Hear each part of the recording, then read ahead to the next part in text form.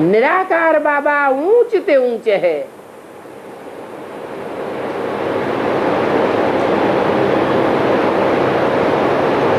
वो ही निराकार बाबा बच्चे बच्चे कह करके शिक्षा देते हैं।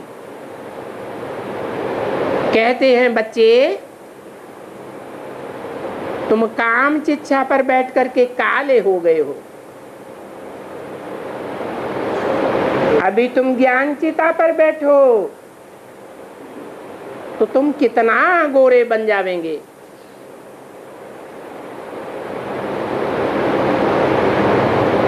ज्ञान चिता पर बैठने से गोरे कैसे बनेंगे?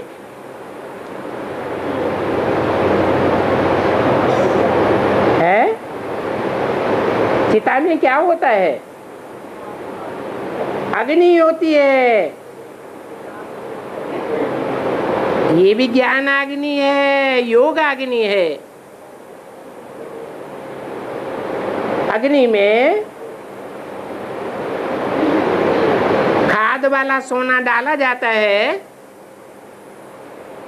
तो सोना भी शुद्ध हो जाता है। वो स्थूल अग्नि है और ये ज्ञान और योग की सूक्ष्म अग्नि है।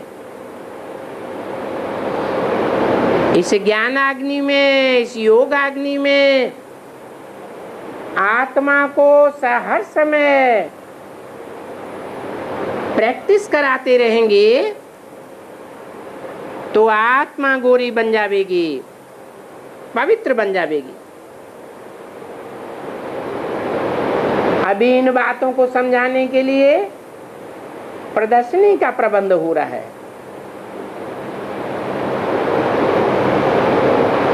पहली बारी प्रदर्शनी होती है आबू में।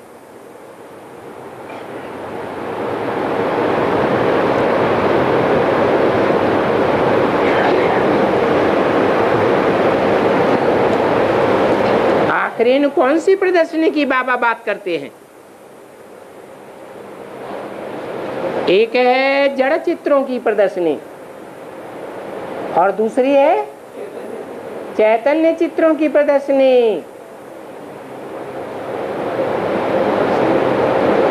छोटे छोटे बच्चों को जड़ चित्रों पर समझाया जाता है और तुम तो समझदार बच्चे बन चुके हो, तुम्हारी कौन सी प्रदर्शनी होगी? तुम्हारी पहली बार चैतन्य प्रदर्शनी होगी आबू में। मनुष्य को देवता बनाना ये बड़ा सुखी बनाने का काम है। देवताएं सुखी थे ना, वो देवी देवताओं की सृष्टि थी। आज के मनुष्य तो बहुत दुखी हैं। कहेंगे ये मनुष्यों की दुनिया है, ये कोई देवताओं की दुनिया नहीं है। बल मंदिरों में देवताओं के जड़ चित्र रखे हुए हैं। हम सो देवता थे, फिर हम ही सीढ़ी नीचे उतरे। आगे ये बातें हमारी बुद्धि में नहीं थी, अर्थात हम बेसमझते हैं। अभी मीठे मीठे बाबा ने ये बातें समझा करके कितना समझदार बनाया। आगे तो कुछ भी नहीं समझते थे।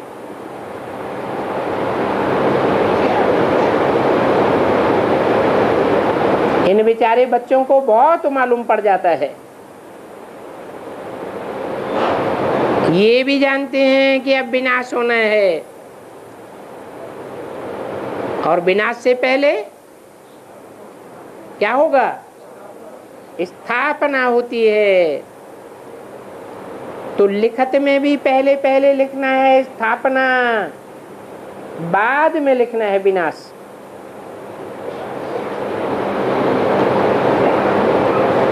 पहले विनाश फिर स्थापना कैसे होगी? बच्चियां समझ कर आती हैं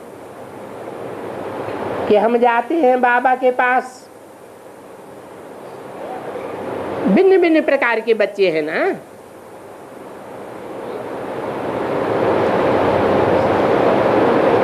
बताओ इतने भिन्न भिन्न प्रकार के बच्चे बाबा के पास क्या करने जाते हैं? क्यों जाते हैं? तुम तो जानते हो, बाबा से नंबरवार अपना वर्षा लेने जाते हैं। परंतु ये वर्षा कैसे लेते हो? बाबा कहते हैं मुझे याद करो तो तुम पावन बन जावेंगे। मैं पतित पावन हूं ना, परंतु ये बातें नयों की बुद्धि में नहीं बैठ सकती।